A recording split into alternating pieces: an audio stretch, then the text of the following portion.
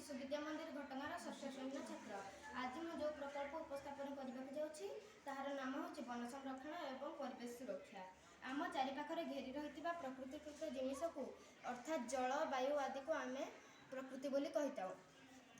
उद्भिद तार आमूल चूल अंश मानव जगत को समर्पी दे थाए, किंतु आम से उद्भिद को बहुल परिमाण में काटि चलती। यही जदि आम उद्भिद गुड़ी को काटि चलवा तेज दिने ना दिने आम पृथ्वी पंगु अवस्था पहुँच। तेणु कवि भाषा किए काटिदेला गछ को न भाविला आग पछकू केड़े जतन बढ़ी जाइथिला देहटी ताहार उच्छकू।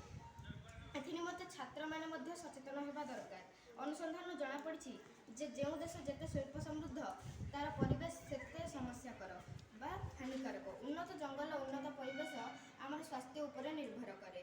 परिवेश दूषित प्रति परीक्षा निर्गत रासायनिक सार जमीन पकाइबारु परिवेश दूषित होची। ए विषाक्त सार वर्षा पानी द्वारा पोखरी बा नदी में जाई मिसिबारु पानी मध्य विषाक्त हो जाउची एवं मानव मध्य यही पानी पी विभिन्न रोगर पड़ी। आपण मैंने देखिपे ये चाष जमी जो लोक मैंने चाष कर वर्षा पानी रासायनिक सार से से रासायनिक सार वर्षा पानी बोही जाई आम पानी में मिसुची एवं से ही पानी को मानव सेवन कर विभिन्न प्रकार रोगर पड़ी।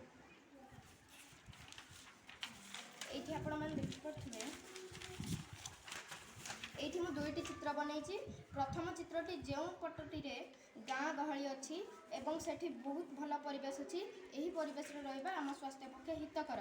द्वितीय चित्र जो कल कारखाना चित्रटी आपण देखा ये कल कारखाना धूआं निर्गत हो परिवेश दूषित होभली परिवेश स्वास्थ्य पक्षे हानिकारक। राज्य सरकार आम वन संरक्षण निमंते कि पदक्षेप नहीं आम राज्य सरकार पशुपक्षी मैंने किपर निर्भर विचरण करें से विभिन्न प्रकार अभयारण्य तैयारी बाघ शिमिलीपाल अभयारण्य, हाथी चंदका अभयारण्य, हरिण उषाकुठी अभयारण्य, चिलिका पक्षी एवं भितरकनिका कुंभीर टिकरपड़ा कंच प्रतिवर्ष जुलाई मास प्रथम सप्ताह में आम वन महोत्सव पालन करूँ। प्रतिवर्ष जून मास 5 तारिख विश्व परिवेश दिवस पालन हुए सत, किंतु आम केवल सरकार नुह आम दिगरे सचेतन होगा दरकार। आबाल वृद्ध वनिता ये दिगरे सचेतन होगा दरकार। गत किछि दिन पूर्वे शिमिलीपाल जंगल में निआं लगी जाइथिला। एहीपरि केतेक उपकारी उद्भिद मरि जाइथिले। थरे भाबंतु तो सेठारे थिबा विभिन्न पशु मैंने किपरि रहिथिबे निआरे पोड़ी होई समस्ते मरि जाइथिबे।